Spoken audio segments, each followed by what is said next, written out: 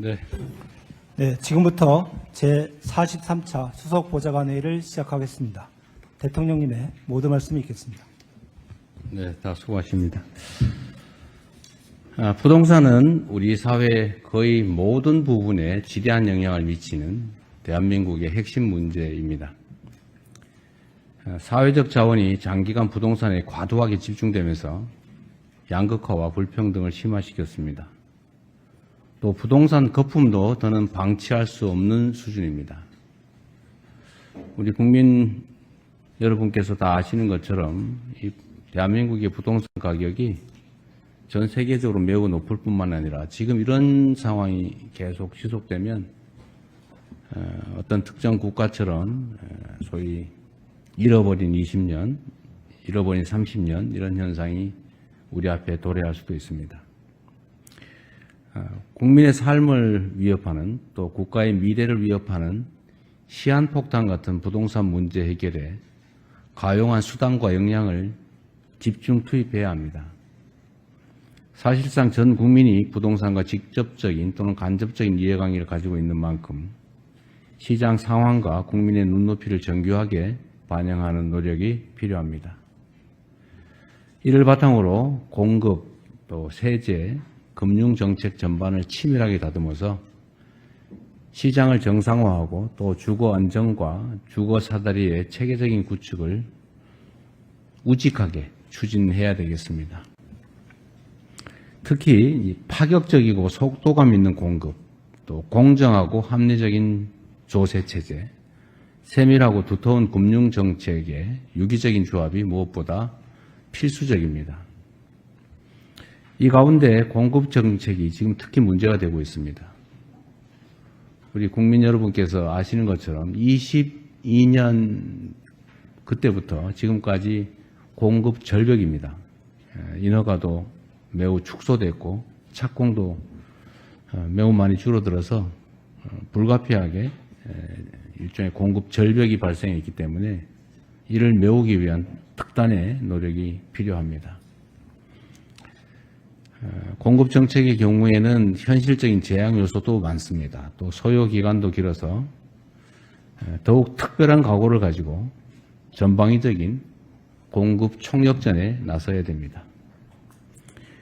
각종 인허가 절차를 최대한 단축하고 또 택지도 기존 규제에 얽매이지 말고 필요하면 법과 제도를 고쳐서라도 파격적으로 확보해서 공급에 나서야 되겠습니다.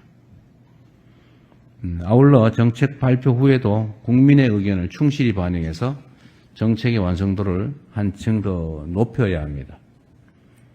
정책을 발표하면 이게 최종 정책이고 그것을 바꾸면 무슨 일관성이 없는 것처럼 또는 오락가락 이런 식으로 평가되는 것 때문에 잘 안 바꾸려고 합니다. 그런데 그것은 낡은 과거 방식이죠. 공직자, 공무원들이 100% 완벽한 존재일 수 없습니다.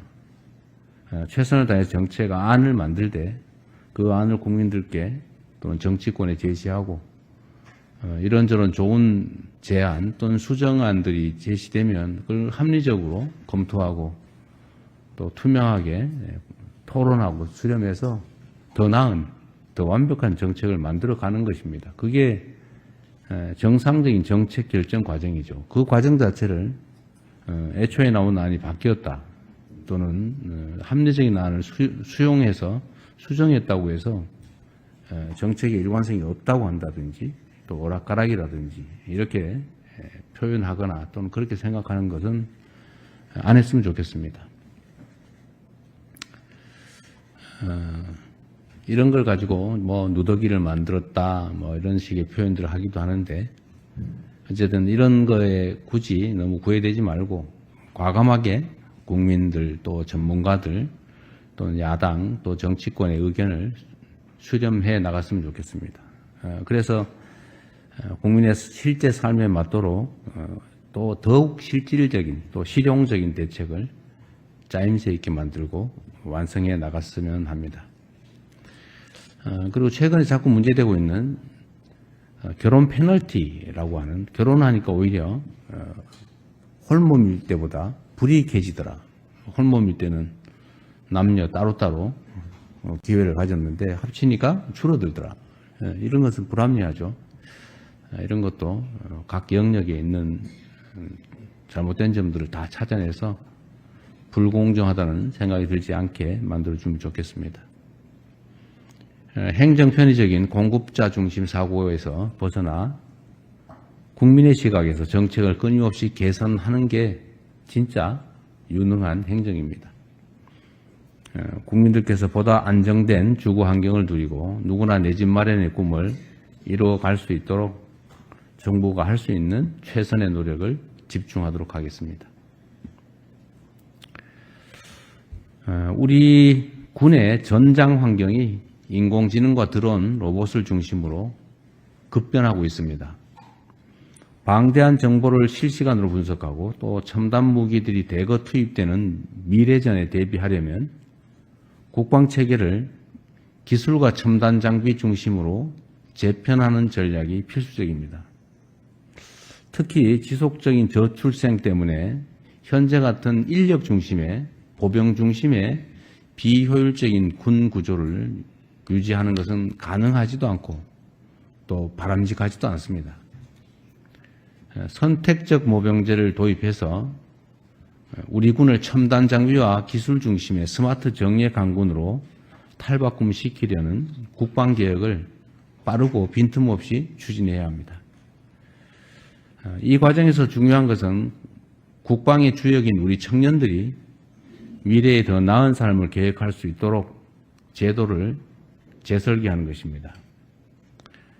군 경력이 좋은 일자리와 양질의 교육, 또 안정적 재산 형성의 밑거름이 될 수 있도록 정책을 촘촘하게 수립해 주면 좋겠습니다. 군 생활이 인생의 낭비 또는 손해라는 생각이 들지 않게 하는 게 우리 정부의 큰 책임이기도 합니다. 초급 간부들에 대한 처우 개선 역시 빠르고 과감하게 추진해 주기 바랍니다. 결국 국방도 사람이 하는 것입니다. 청년들이 군 복무를 보람있게 생각하고 또 군이 청년들의 사회 진출을 든든하게 뒷받침해 줄 때 진짜 강한 군대가 만들어집니다. 이에 필요한 재정적인 또 제도적인 지원 정책을 최선을 다해 발굴하고 또 조속히 시행해 주기 바랍니다. 최근 몇 년 동안에 스토킹, 교제폭력, 가정폭력 등 관계성 범죄 신고 사례가 계속 늘어나고 있습니다. 지난해에도 관련 피해 신고가 전년보다 23%나 급증했다고 합니다. 불법 창력물, 또 딥페이크 범죄 같은 디지털 성범죄의 경우에는 지난 5월 범정부 합동대응단 출범과 위장수사 제도 확대 등을 통해서 검거자가 대폭 늘어난 성과가 있기는 했습니다. 그렇긴 한데 사건 발생 자체는 지속적으로 증가하는 추세입니다. 이들 범죄 피해자의 경우에는 대부분 여성과 청소년 등 사회적 약자이기 때문에 피해자 지원 그리고 보호, 피해 회복 조치에 더 각별한 관심을 기울여야 합니다. 특히 이 같은 범죄의 특성상 초동 조치를 신속하고 과감하게 취해야 추가 피해를 막고 또 피해자 권리 회복도 빠르게 이루어질 수 있습니다. 관계기관들은 신고 단계부터 피해자 중심, 피해자 우선이라는 관점에서 필요한 모든 조치를 과하다 싶을 정도로 집행해 주기 바랍니다. 수사권과 기소권 분리 과정에서 여성과 청소년 대상 범죄 대응에 작은 빈틈도 생기지 않도록 관계부처가 제도 보완을 제대로 할 수 있도록 해 주십시오. 그리고 아울러 조만간 발표할 불법 사이트 통합 대응 방안 역시 국민이 안심할 수 있는 수준으로 세밀하게 또 꼼꼼하게 준비해 주시기 바랍니다. 이상입니다. 네, 언론인 여러분의